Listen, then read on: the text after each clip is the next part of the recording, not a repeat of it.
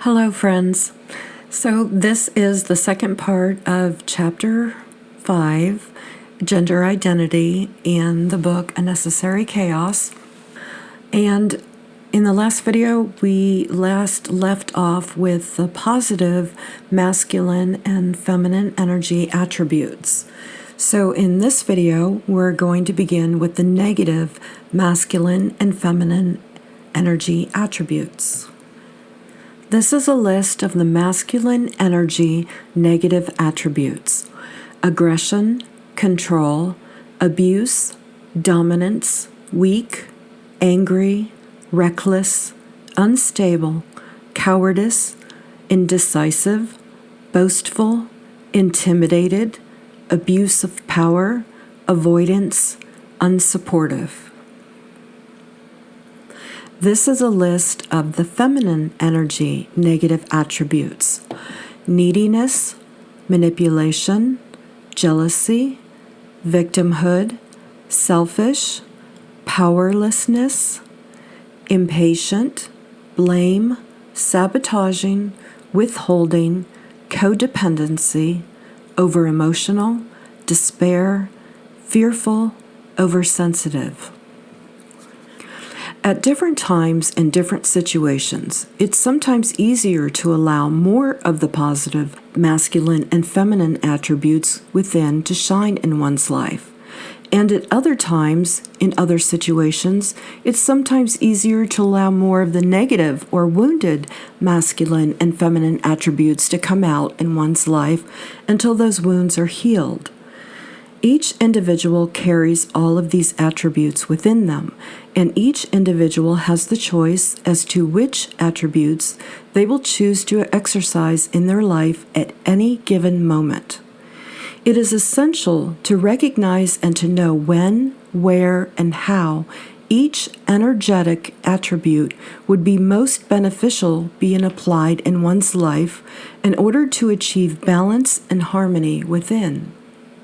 For instance, if an individual only focuses on their feminine attributes and energy because they were born in a female body, then they are primarily remaining in a receptive mode and mentality, which is not necessarily a bad thing.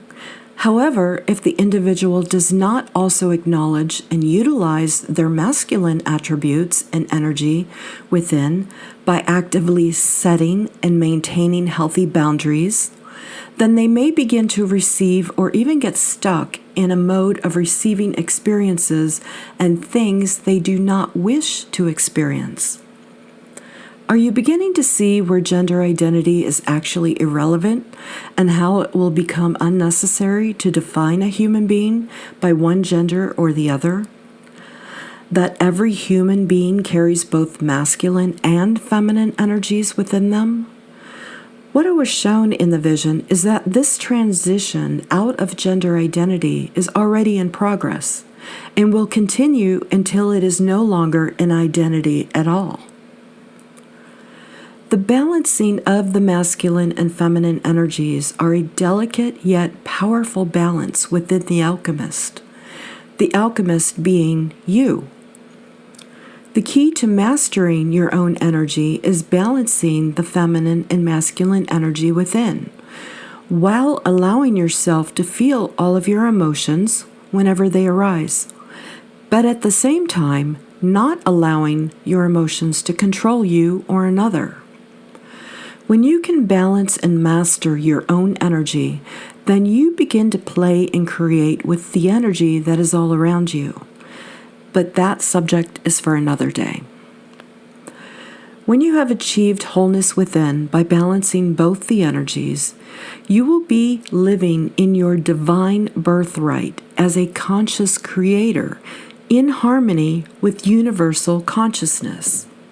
Therefore, aligning yourself with the highest possible outcomes, the highest possible human experience, the highest possible joy, the highest possible peace, the highest possible love, unconditional love.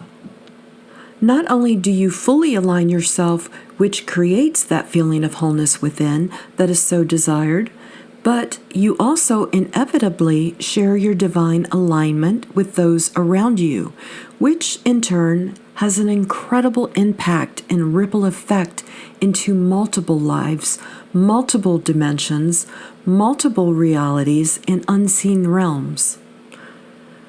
When you achieve wholeness within, you are creating wholeness outside of you. The last thing we have left to discuss regarding the masculine and feminine energies within is the progression of knowledge obtained through the process of our human evolution, or, in other words, our awakening process. The God, the Goddess, the Christ consciousness, Buddha, Krishna, Jesus, Egyptian Isis, the divine, the universe, higher power, any title or name you would like to refer to the high consciousness of all that is. All embody masculine and feminine energy, light and dark. Otherwise, they would not be a deity at all. They would be a physical human being going through the ascension process, trying to remember their innate God and Goddess energy within, and learning how to balance them, and then on how to master them so that they can free themselves from the programmed, limited belief systems that have kept them imprisoned and therefore become the creator they are meant to become.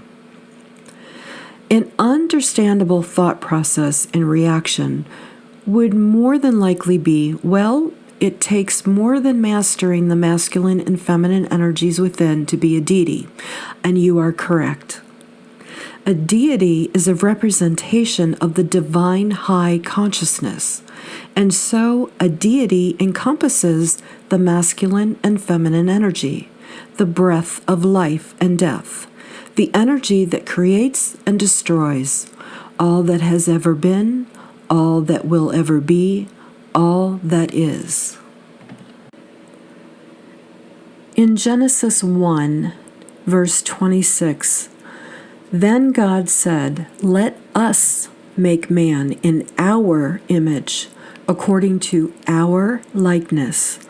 Let them have dominion over the fish of the sea, over the birds of the air, and over the cattle, over all the earth, and over every creeping thing that creeps on the earth." Verse 27, so God created man in his own image. In the image of God he created him. Male and female he created them. What do you think God was talking about when he said, "Let us make man in our image, according to our likeness"? And then in 27, again, so God created man in his own image. In the image of God, he created him. Male and female, he created them. The us and our is the masculine and feminine energy. Most religions around the world are based upon this one foundational factor, that divine consciousness is within you, and it is you. It is not outside of you or apart from you. These are a few religious quotes. Nor will they say, "See here" or "See there," for indeed the kingdom of God is within you. Jesus said that in Luke 17:21. A man, and only a man, can become a Buddha. Buddha said that. I have said, ye are gods, Elohim, in the Hebrew text, and all of you are children of the Most High. That was Psalm 82:6. When you are worshiping or honoring a deity, you are worshiping and honoring the deity within you. The ascension process is here to help you to remember this. You are awakening to your own divinity. You are a human being with divine consciousness within you, limited by your humanness while occupying the earthly realm, learning how to overcome your humanness in order to live heaven, which is high consciousness and being, on earth, which is human consciousness and being. In simple terms, This means that you, as a human individual, carries within you everything that a deity carries within them, because we are all representations of divine consciousness. Once you realize this, truly realize this, you will remember your true soul essence and begin to live, breathe, create, and love as so. This part is a live commentary. Although I've been given these words by the divine and I've written this book, it does not mean that I have this mastered. Even as I read these words, I'm thinking to myself, yes, that's exactly the way it should be. That's exactly how we should do it. But I still struggle myself. I struggle a lot sometimes. And then other times I'm just flowing with the divine and all is good, just like every one of you. I'm sure that you can recognize in your life where sometimes you're struggling and other times you're just flowing and everything's great and you're feeling the divinity within you. So I just want you to know that we are all in this together. You know, some of us may flow with the divine more than others at times, but it doesn't mean that someone is better than another person. What it means is that we're all learning. We are all going through this ascension together. We are all learning, and we're doing it in our own lives. We're doing this. You know, you got to give yourself credit for the times where you're pushing through and you're evolving. Give yourself credit for that. It is a hard journey. It is not for the weak, I'm telling you. And I'm sure you can absolutely agree with that. So be easy on yourselves. Be easy on yourselves. It is a journey. It's a long journey to recognize the divinity within us and then to live by it day in and day out. So I just want to add that because sometimes we got to hear those things. Sometimes I have to hear those things. This concludes the Chapter 5, Gender Identity. I'm sending you all lots of love, lots of light, and lots of activation energy.